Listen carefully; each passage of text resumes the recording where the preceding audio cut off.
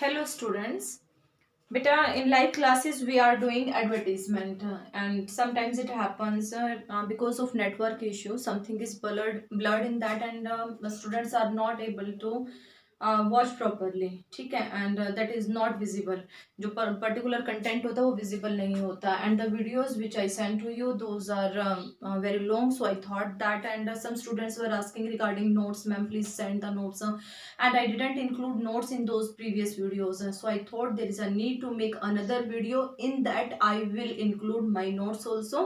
So I'm going to start the particular topic again means only the main point related to your exam. हम सिर्फ वही बातें discuss करेंगे बेटा जो आपके एग्जाम के पॉइंट ऑफ व्यू से इंपॉर्टेंट है. And I will include the notes. You will pause the video. Someone who want, जिसको चाहिए वो यहीं पे अपना पॉज करे वीडियो को and write down in your notebook और अपनी नोटबुक में लिख लेना. ठीक है. मैं I can directly send the notes. मैं डायरेक्टली भी भेज सकती थी, but I thought you if I will send directly you will just write down in your notebook and you will not able to understand what are these, कि हैं क्या. So that I thought there is a need to make the video and to make you understand what is the meaning of this, because this one is very important topic. Okay, definitely you will get the question in your final exam of 4 marks. 4 marks का आपको question जरूर मिलेगा. ना listen, आप सुनिए बेटा, जल्दी से कंप्लीट करेंगे. देखिए एडवर्टीजमेंट टाइम मैंने आपको बताया. एडवर्टीजमेंट क्या है? Advertisement is a formal message. Simple सी बात है, किसी भी चीज को जो है एक देखो एक अपनी लोकल लैंग्वेज में समझना, एक जो है वो प्रोफेशनल लैंग्वेज में समझना, दोनों में बहुत डिफरेंस होता है. एडवर्टीजमेंट कहे तो एवरीबडी नोज, एडवर्टीजमेंट को हर कोई जानता है, लेकिन एक प्रोफेशनल मैनर में, एक एजुकेशनल मैनर में how to frame that one you must know, आपको पता होना चाहिए.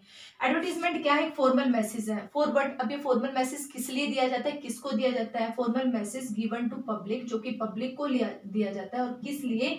To promote sale and services. एक ही पर्पज है, सेल बढ़ाने के लिए या अपनी सर्विसेज के बारे में इंफॉर्म करने के लिए. सिंपल सी बात है, समझ आ गई होगी. Advertisement is a formal message and to send to the public to promote sales and services.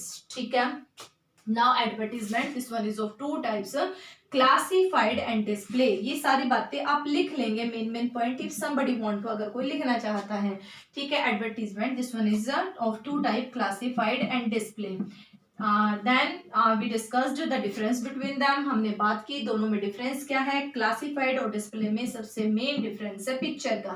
ठीक है. In display picture is used, in this one picture is not used. ठीक है. Second, there is a difference of word limit. This one is having word limit and that is 50 words. ठीक है. Then third difference from my side, ये difference मेरी side से है बेटा, क्योंकि I think that and I think क्या mainly होता भी ऐसे ही है. Display advertisement is used mainly to sell product, कि इसका यूज ज्यादा जो है. ठीक है. मैं हम ये नहीं कह सकते कि 100% ही, मतलब mostly this is use to sell product and this one is usually use to offer services. ठीक है. इसका यूज ज्यादा सर्विसेज में होता है, इसका यूज ज्यादा प्रोडक्ट में होता है, क्योंकि प्रोडक्ट को अट्रैक्टिव दिखाना बहुत जरूरी होता है. Got the thing? These are the differences. You will write down in your notebook. Now next point, हमने फिर बात की कि हम इसके बारे में बात नहीं करेंगे because this one is not in our syllabus, क्योंकि ये हमारे सिलेबस में है ही नहीं. हम बात करेंगे इसके बारे में. तो अब इसके बारे में 2-4 बातें और कर लेते हैं. Classified advertisement divided in different classes. ठीक है. पहली बात कि इसको क्लासिफाइड बोलने का रीजन क्या है कि इसके अलग अलग क्लासेस होती हैं, अलग अलग कैटेगरीज होती हैं. That's why this one is called classified. Got it? Then this one is asked of 4 marks. कितने मार्क्स का आता है बेटा? 4 मार्क्स का आता है. 1 मार्क फॉर फॉर्मेट, ये भी मेंशन कर लेंगे. 1 नंबर फॉर्मेट का है. 2 मार्क्स ऑफ कंटेंट, 2 नंबर किसके? कंटेंट के हैं. And 1 marks of expression. ठीक है. 1 नंबर किसका है? एक्सप्रेशन का. फॉर्मेट अभी बात कर लेते हैं. यहाँ पे फॉर्मेट क्या है? आपने टॉप पे लिखी हेडिंग, फिर आपने लिखा कंटेंट और फॉर्मेट हो गया फिनिश. ठीक है. कोई बड़ी बात नहीं है, सो सिंपल. कंटेंट लिखा, सॉरी हेडिंग लिखी और कंटेंट लिखा. अब बात क्लिक करेंगे मैडम, ये हेडिंग कौन सी चीज है? हेडिंग जो हमने क्लासेस और कैटेगरीज की बात की थी, दीज आर द हेडिंग्स, जिसमें मैं सिर्फ आपके सामने एक एग्जांपल लिख रही हूँ अभी. That is situation vacant. For example this one, जैसे कि ये लिख दिया आपने टॉप पे. कब लिखेंगे? अभी बात करेंगे जब 1 बाय 1 कैटेगरीज को डिस्कस करेंगे. अभी हम क्योंकि बड़ा कहते हैं ना कि भी थोड़े टाइम में ज्यादा समझने की कोशिश करेंगे। चलिए हेडिंग क्लियर हो गया, कंटेंट के बारे में भी बात करेंगे आगे। एक्सप्रेशन आपको पता ही है कि इसका रिलेशन किससे होता है, ग्रामेटिकल एक्यूरेसी से होता है। लेकिन आप बात करें एडवर्टीजमेंट की, क्लासिफाइड एडवर्टीजमेंट की, तो इसकी ये मेन कैरेक्टरिस्टिक्स आपको पता होनी चाहिए। जो सबसे पहली है, देखो ये तो हमने कर दिया कि फॉर्मेट होगा ये, ठीक है। फिर हमने दूसरी बात कर दी, this would be close in the box. पहले हम कर ही चुके हैं, the word limit is 50 words की वर्ड लिमिट कितनी है, 50 वर्ड्स। और अब जो मैं लिखने वाली हूँ, this one is very very very important. Classified advertisement is written in phrases not in sentences. ये फ्रेजेस में लिखा जाता है, सेंटेंसेस में नहीं लिखा जाता। Short phrases are used. So जो ग्रामेटिकल एक्यूरेसी की बात करें, only your spellings will be judged. Examiner आपकी सिर्फ क्या जज करेगा, स्पेलिंग्स जज करेगा और रेलिवेंट कंटेंट जज करेगा according to statement you use the content or not. किस स्टेटमेंट के अकॉर्डिंग आपने कंटेंट को यूज किया है या नहीं किया है। उम्मीद करती हूँ यहाँ तक समझ आ गया होगा। अब चलते हैं वन बाय वन कैटेगरीज की तरफ, जहाँ पे हम कंटेंट को, देखो फॉर्मेट तो सबका यही रहेगा, हेडिंग अकॉर्डिंग टू स्टेटमेंट हो जाएगी। अब हम बात करते जाएंगे वन बाय वन सारी कैटेगरीज के बारे में, ठीक है। So write down these things up to now. आगे चलने से पहले ये मेन पॉइंट अपने मेंशन कर लेना, फिर अपना कैटेगरी का नाम डालो और समझो ध्यान से, देखो मैं क्या बता रही हूँ, ठीक है। फर्स्ट कैटेगरी है आपकी situation vacant, situation wanted.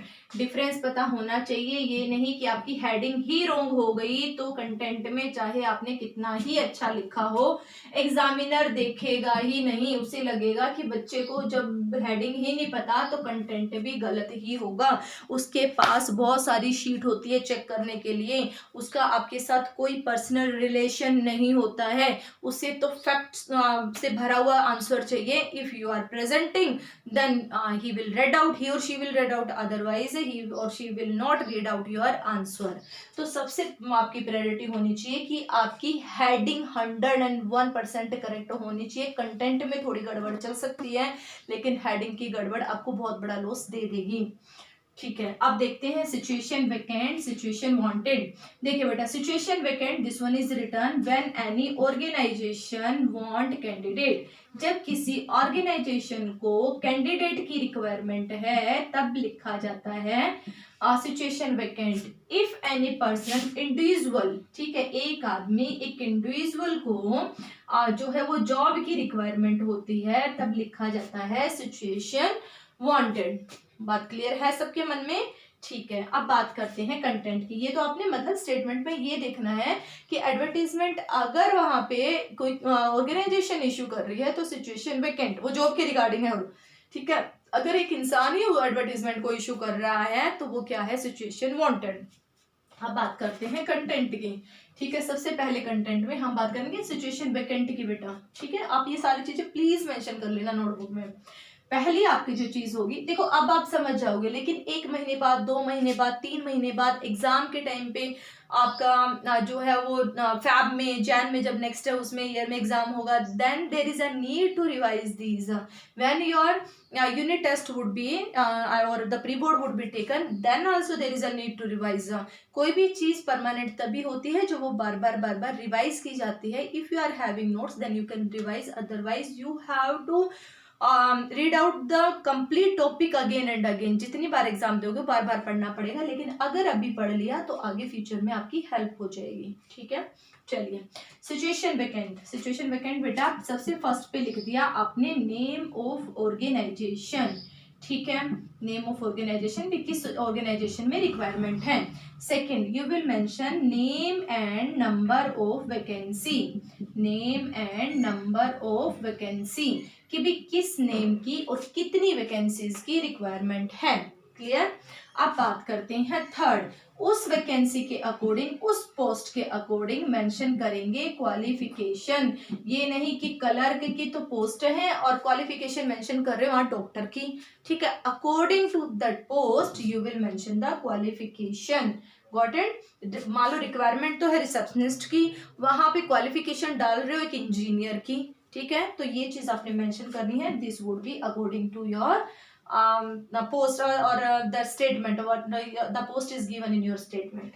Clear? अब आते हैं फोर्थ पे, other facility, other qualities.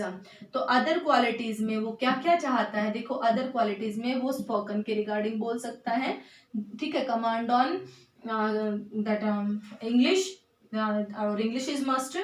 Spoken के रिगार्डिंग, सेकंड वो कंप्यूटर नॉलेज के रिगार्डिंग कह सकता है कि वहाँ का the candidate must have computer knowledge, basic computer knowledge. Third, there could be description regarding personality, attractive और pleasing personality required. Got it? चलिए, अदर क्वालिटीज के बाद आप यहाँ पे मेंशन करेंगे सैलरी और पक्ष के रिगार्डिंग, ठीक है, सैलरी और पक्ष। पक्ष होता है बेटा कि सैलरी के साथ जो एडिशनल फैसिलिटीज दी जाती हैं, वो रेजिडेंशियल फैसिलिटी हुई या और कोई फैसिलिटी हुई तो उन्हें बोला जाता है पक्ष। कन्वेंस की फैसिलिटी भी बोल देते, भी कन्वेंस भेज रहे हैं। चलिए, अब आते हैं 6 पॉइंट पे। 6 पॉइंट पे इंटरव्यू मोड, ठीक है, या मोड ऑफ इंटरव्यू मेंशन कर सकते हैं। इंटरव्यू का क्या प्रोसीजर होगा, यू विल मेंशन दैट, भी क्या वहां पे प्रोसीजर होगा, किस डेट को जाना है, किस टाइम जाना है, कहाँ पे जाना है, वो होगा कॉन्टेक्ट टू। और ज्यादा अगर इंफॉर्मेशन चाहिए then contact to this person at this time at this place और email ID this. Got it? यहाँ पे बेटा 4 बातें याद रखनी है कॉन्टेक्ट टू हर एक एडवर्टीजमेंट के अंदर। नेम, और अगर मान लो प्रिंसिपल वगैरह है तो उसकी डेजिग्नेशन, और उसके बाद उसका कॉन्टेक्ट नंबर, और कॉन्टेक्ट नंबर के बाद एड्रेस, और एड्रेस के बाद ईमेल आईडी। देखो आपके एक ही पॉइंट ने लगभग 10 वर्ड्स तो या 7 to 8 वर्ड्स तो यही ले जाएंगे, 50 वर्ड्स इजीली बन जाएंगे, ठीक है। 8 वर्ड्स यहाँ पे निकले, 2-4 वर्ड यहाँ से, 4 यहाँ से, 4 यहाँ से, तो आप इजीली जो है वो 50 तक पहुंच जाएंगे। But the condition is these facts must be clear in your mind. आते हैं नेक्स्ट पे, जॉब वांटेड। किसको जॉब चाहिए? पर्सन को जॉब चाहिए। तो सीधा है भाई, वहां पर्सन के नेम से कोई इफेक्ट नहीं पड़ता कि वो राम है, रोहन है, सोहन है, that doesn't matter. Only matters how he will get the job with the help of his qualification, ठीक है। तो पहली प्रायोरिटी किसको दी जाएगी? उसकी क्वालिफिकेशन को। इस बात को ध्यान में रखना। नाम चाहे उसका कुछ भी हो, कोई ऐसे नहीं कि नाम से जॉब देगा, नहीं, क्वालिफिकेशन से जॉब देगा, ठीक है। फिर वही और अदर क्वालिटीज, क्योंकि जॉब के लिए तो वो अपना जितनी तारीफ अपनी करेगा तभी तो उसे जॉब मिलेगी ना। अदर क्वालिटीज मैं यहाँ एक्सप्लेन कर चुकी हूँ, ज्यादा टाइम खराब बिल्कुल नहीं करूंगी, ठीक है। अब आते हैं थर्ड पे। थर्ड वही फिर रिम्यूनरेशन, सैलरी का प्लेस ले लिया किसने? रिम्यूनरेशन। इस वर्ड का मीनिंग आपके माइंड में क्लियर होना चाहिए कि रिम्यूनरेशन होता क्या है। रिम्यूनरेशन होता है बेटा when you are paying someone for his or her work.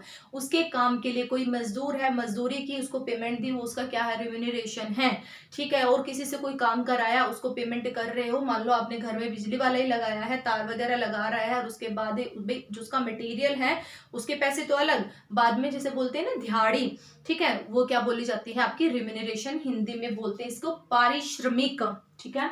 तो रिम्यूनरेशन मेंशन करेंगे कि भी आप कितना वहां पे चाहते हैं, कि भी आपको कितना जो मिल जाएगा।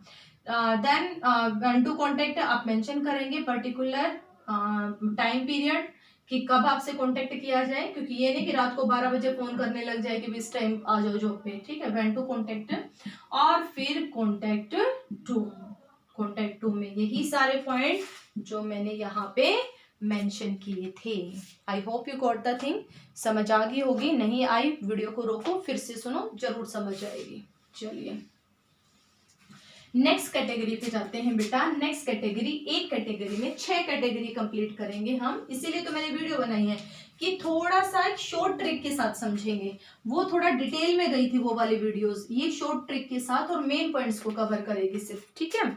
नाउ लिसन, चलिए हम बात करते हैं house, flat for sale, house या फ्लैट फॉर सेल और फॉर परचेज, फॉर सेल और फॉर परचेज, ठीक है, इतनी बात। अब बात आती है टू लेट और accommodation wanted, to let and accommodation wanted, ठीक है, to let accommodation wanted. Clear है इतनी बात, ठीक है। अब बात करते हैं यहाँ पे हाउस और flat for sale purchase, to let और अकोमोडेशन वांटेड। अच्छा थर्ड, अब हाँ अब इनको समझो। देखिए सिंपल सी बात है, पहले तो इन दोनों पॉइंट को समझो कि ये है क्या। देखिए इन दोनों का रिलेशन है बेटा रेंट से। किससे रिलेशन है? रेंट से। भाई अकोमोडेशन का मतलब होता है लिविंग प्लेस, कि भाई आप कोई लिविंग रहने की जगह रेंट पे लेना चाहते हैं, यहाँ पे रहने की जगह रेंट पे देना चाहते हैं। Got the thing? इसमें रेंट पे देना चाहते हैं, इसमें रेंट पे लेना चाहते हैं। क्लियर? ये आपका भाई हाउस और फ्लैट किसके लिए होते हैं? लिविंग पर्पस के लिए तो होता है ना, रहने के लिए तो होता है। तो इनमें तीनों में फीचर्स आपके घर के ही तो छाए के छाए में फीचर्स किसके आएंगे? घर के ही तो आएंगे ना। Are getting the point? बात समझ आ रही है ना मेरी? चलिए, और ये बेटा बहुत बहुत इंपॉर्टेंट है, 99% यहाँ से क्वेश्चन आता है। ठीक है, तो ये चीज ध्यान से समझना।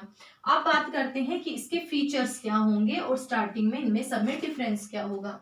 स्टार्टिंग होगी बेटा वांटेड और अवेलेबल, वांटेड और अवेलेबल। अब डिपेंड करता है कि आप वांटेड लिखेंगे अवेलेबल लिखेंगे, चाहते हैं या देना चाहते हैं। अवेलेबल तो आप ऑफर कर रहे हैं, वांटेड आप लेना चाहते हैं। बात समझ आई बेटा? वांटेड किस सीन में? जब आप लेना चाहते हैं, अवेलेबल जब आप देना चाहते हैं। ठीक है, खरीदने में भी खरीदना चाहते हैं तो क्या लेना चाहते हैं, और बेचना चाहते हैं तो क्या है? देना चाहते हैं। तो उसी पे डिपेंड करेगा वांटेड और अवेलेबल। ठीक है, वांटेड और अवेलेबल के साथ आप लगाएंगे इनमें से available for cell, available for purchase, available for rent, available for बस रेंटिंग। ठीक है, wanted for rent. Got it? Clear है? चलिए सेकंड नंबर पे आ जाएगा बेटा नंबर ऑफ रूम्स। क्या आ जाएगा? Number of rooms. ठीक है, थर्ड पे आ जाएगा बेटा, अब यहाँ पे आपके शुरू होते हैं फीचर्स। ठीक है, फीचर्स उस घर के सारे फीचर्स, उन रूम्स के सबके फीचर्स, उसमें आपका फीचर्स भाई आप मेंशन करेंगे। 1 minute, one thing is left. आपका एक चीज और रह गई, लोकेशन और एरिया। सेकंड नंबर पे आएगा बेटा एरिया, किस एरिया में सिचुएटेड है उसकी लोकेशन आप बताएंगे। ठीक है, अब आ जाएगा नंबर ऑफ बेडरूम्स, कि ठीक है कितना बड़ा घर है, जिसमें BHK वर्ड यूज करते हैं बेटा। अब मैं भी आपको एग्जांपल दिखाऊंगी ना, तो मैं BHK आपको बताऊंगी कि BHK जिसमें आपका क्या होता है यहाँ पे? Bedroom hall kitchen. ठीक है, बेडरूम हॉल किचन। मान लो 3 BHK बोला तो मतलब 3 बेडरूम है, 1 हॉल और 1 किचन। नो लिसन, अब आते हैं फोर्थ पॉइंट पे। अब यहाँ पे चलेंगे बेटा फीचर्स। क्या होंगे? फीचर्स। अब फीचर्स घर के तो फीचर्स लिखने हैं। अब एक अच्छे घर में क्या चाहिए भाई? वहां पे अच्छे घर में पानी के रिगार्डिंग मेंशन करोगे, पावर के रिगार्डिंग मेंशन करोगे, फर्नीचर के रिगार्डिंग मेंशन करोगे। ठीक है, और थर्ड नंबर पे आप और क्या मेंशन करोगे? पार्किंग एरिया के रिगार्डिंग भी, बड़े बड़े घर हैं तो पार्किंग एरिया भी चाहिए, वो भी मेंशन करोगे। ईस्ट पार्क फेसिंग, पार्क के रिगार्डिंग में मेंशन करोगे। ओके, और लॉबी किचन इनके रिगार्डिंग में मेंशन करोगे। भी किचन कैसी है? किचन के लिए बड़ा सुंदर सा वर्ड यूज करते हैं आजकल, मॉड्यूलर किचन। ठीक है, और लॉबी के रिगार्डिंग मेंशन करेंगे। Got it? बताऊंगी ये सारे, अभी मैं ज्यादा बात इसलिए नहीं कर रही क्योंकि मैं सारे बताऊंगी। फिर यहाँ पे एक्सपेक्टेड प्राइस और एक्सपेक्टेड रेंट, एक्सपेक्टेड प्राइस और एक्सपेक्टेड रेंट, इस बात को ध्यान से समझना बेटा। देखो वांटेड और अवेलेबल के केस में मैं रब कर रही हूँ क्योंकि ये बातें मैं आपको बताऊंगी, आपने लिखना है तो आप वीडियो को पॉज करके लिख लेना। ये चीज बहुत जरूरी है समझनी। देखिए एक्सपेक्टेड प्राइस और रेंट, ये किस केस में? एक्सपेक्टेशन कब होगी? एक्सपेक्टेशन तो तब होगी ना जब बेचना चाह रहे हैं, खरीदना चाह रहे हैं, तब एक्सपेक्टेशन थोड़ी ना आप दूसरे अपनी इच्छा दूसरे पे थोप सकते हैं कि मैं तो इतने में वो करूंगा, नहीं ना। तो एक्सपेक्टेड प्राइस और एक्सपेक्टेड रेंट ये लिखा जाएगा जब आप बेचना चाहते हैं, रेंट पे देना चाहते हैं। अगर आप लेना चाहते हैं तो वहां पे आप लिखेंगे अफोर्डेबल प्राइस। क्या मेंशन करेंगे? अफोर्डेबल प्राइस और रेंट। बात समझ आ गई होगी इतनी? चलिए, नहीं समझ आए then mention in the comment section, I will send the reply and definitely try to solve your doubt. ठीक है, मैं रिप्लाई जरूर भेजूंगी और आपका डाउट जरूर सोल्व करूंगी। जो भी बात समझ ना आए प्लीज मेंशन द कमेंट। चलिए, अफोर्डेबल हो गया, एक्सपेक्टेड प्राइस और रेंट हो गया। Then you will mention contact to, वहां पे सीधा आप मेंशन कर देंगे क्या? Contact to this person. Got it? बात समझ आ गई बेटा? ये थे हमारे, देखो 6 तो ये हो गए आपके, दो सेल वाले, दो परचेज वाले, हाउस वाला अलग, फ्लैट वाला अलग, और दो ये हो गए, तो आपके टोटल जो है यहाँ पे हो गए 6, और दो हमने पहले कर लिए। आज की वीडियो में हम कवर करेंगे 8 advertisement. Now move toward the notes. अब मैं नोट्स से आपको बताती हूँ। यूनिवर्सल नोट्स मैंने बनाए हैं। यूनिवर्सल नोट्स से मतलब आपका ऐसा फॉर्मेट जिसमें अपने अकॉर्डिंग के स्टेटमेंट के according you have to change only 2 और 3 words, otherwise other words will remain same. ठीक है, एक ट्रिक लगा लीजिए, कुछ भी लगा लीजिए, और आई वांट टू से प्लीज नोट डाउन दिस। भाई मैं तो यही चाहूंगी कि आप लिख लें।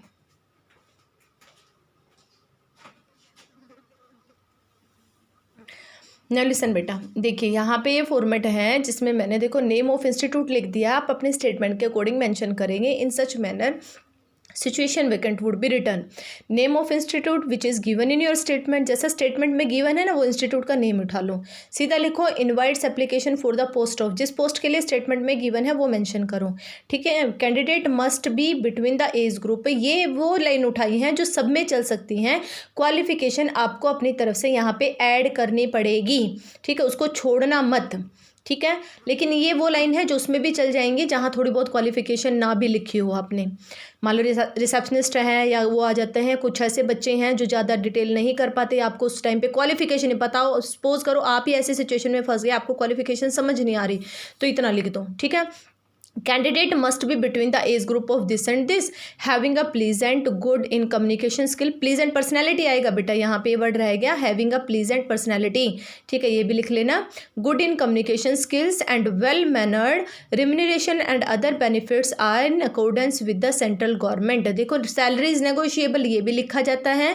ठीक है, और इसने ऐसे लिख दिया भी गवर्नमेंट रूल के अकॉर्डिंग बेनिफिट्स डिसाइड किए जाएंगे। आपने ऑब्जर्व किया यहाँ पे कहीं ही शी इट का कोई यूज़ नहीं है, ना ही किसी वर्ब का यूज़ हो रहा है। ज़्यादातर जो है वो मेन वर्ड है उन्हीं का यूज़ किया जा रहा है। Well experienced interested person may contact to, इस पर्सन से ये डेजिग्नेशन और इस प्लेस पे ये कॉन्टैक्ट नंबर, ईमेल आईडी, ये preference will be given to experience candidate. कई बार ये आ जाता है preference will be given to male candidate, female candidate, वो आपके स्टेटमेंट पर डिपेंड करता है। तो ये फॉर्मेट आप लिख लेना। ठीक है, अब देखिए नेक्स्ट। अब वेल क्वालिफाइड मैंने कहा था स्टार्टिंग किससे करनी है, क्वालिफिकेशन से। वांटेड के केस में जब इंसान को जॉब चाहिए है, a well qualified experienced and expert seeks a person. Expert जिस फील्ड में आपको जॉब चाहिए तो वहाँ उसमें एक्सपर्ट बताएंगे ना आप अपने आप को। Seeks a part time and full time job during the winter break, he is well versed in the, वही आपने उसका बता दीजिए भी किस फील्ड में आप फेमस हैं। रनिंग हिज ओन सेंटर, खुद का सेंटर चला रहे हैं, वो बता देंगे आप। Interested person may seek his guidance and services, payment and other benefits are negotiable. मैं फिर से वही कह रही हूँ बेटा आपको, इसमें पर्सन कौन सा चलेगा, देखो थर्ड पर्सन, हिज गाइडेंस, ना कि my guidance. Getting the point. चलिए, पेमेंट और जो दूसरे बेनिफिट्स हैं वो नेगोशिएबल है। नेगोशिएबल वर्ड मैं आपको बता देती हूँ, वैसे मैंने पहले भी बताया है। Means that things will be decided at the time of meeting. ठीक है, वेरी मॉडरेट चार्जेस। ठीक है, और interested person may contact to. Clear, तो ये दोनों मेंशन कर लेंगे। अब ये जो कि एक साथ हमने 6 को किया है उसकी बात करते हैं। To let accommodation wanted, flat for sale, house for sale. ठीक है, इसमें प्रॉपर्टी, कई बार प्रॉपर्टी वर्ड भी दे दिया जाता है तो प्रॉपर्टी फॉर सेल में भी आ जाएगा। फीचर्स मैंने सिर्फ फीचर्स लिखे हैं बेटा, स्टार्टिंग वैसे ही करेंगे जैसे मैंने आपको बताया था। मैंने कहा था फीचर्स पे मैं ज़्यादा टेंशन नहीं दे रही, इसलिए मैंने नहीं दिया। ठीक है, स्टार्टिंग वही वांटेड और अवेलेबल से। Wanted for that available for sale. ठीक है, सेल के लिए अवेलेबल है। And wanted for purchase, wanted on rent, available for rent. ठीक है, इस तरह से शुरू करेंगे। 3 BHK with attach bathroom, east park facing, east park facing यहाँ पे घुमाएगा, with ample parking space, adequate furnished, अच्छे से फर्निश्ड है, 24 hour water and power supply, 4 year old construction by RK builders. अगर दे रखा नाम तो यूज़ करना, ठीक है, नहीं दे रखा, जो दे रखा वो यूज़ करना, नहीं दे रखा तो ये यूज़ कर सकते हैं। सिचुएटेड इन पोश एरिया, जो स्टेटमेंट में बेटा कंटेंट होता है ना उसको कभी भी अवॉइड नहीं करना चाहिए, उस कंटेंट को अपने आंसर में इंक्लूड करो। ठीक है, ये CBSE का एक उसमें की पॉइंट्स में जो की मेंशन की जाती है उनमें ये चीज़ होती है कि वो चीज़ इंक्लूड होनी चाहिए। Situated in posh area, exclusive design, modular kitchen, spacious lawn, servant quarters available और well being equipped with the with a lobby, ठीक है, ये लो बी है, ये गलत लिखा हुआ है, लो बी है, ये एल है। इंटरेस्टेड पर्सन में कॉन्टेक्ट टू, क्लियर। तो इसका भी स्क्रीनशॉट लेके आप लिख लेना। इस तरह से आपकी जो 8 कैटेगरी हो गई हैं। Now in the next video we will do the next one, and in that also I will include the notes, ठीक है, watch that and please mention if you are having problem, mention in comment section में मेंशन कीजिए अगर कहीं पे आपको problem आ रही है। Thank you so much for watching this one.